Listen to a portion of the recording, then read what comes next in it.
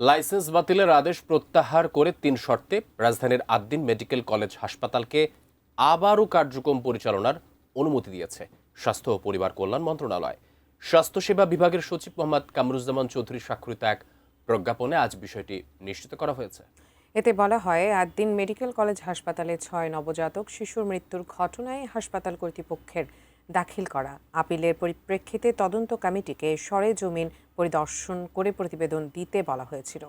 ওই প্রতিবেদন সন্তোষজনক হওয়ায় হাসপাতালটির লাইসেন্স বাতিলের আদেশ প্রত্যাহার করা হলো। তবে হাসপাতালটি আবারও চালুর জন্য ৩টি শর্ত মানতে হবে। এগুলো হলো প্রাইভেট ক্লিনিক অর্ডিন্যান্স মেনে চলা, লাইসেন্সের শর্ত অনুযায়ী ডিউটি ডাক্তার ও নার্স নিয়োগের প্রক্রিয়া দ্রুত শেষ করা।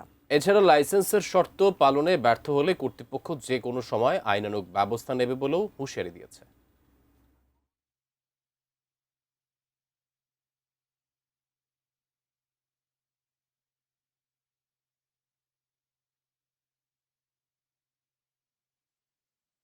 আজ থেকে আদ্দিন হাসপাতাল কাজ করতে আর কোনো আইনি বাধা থাকলো না।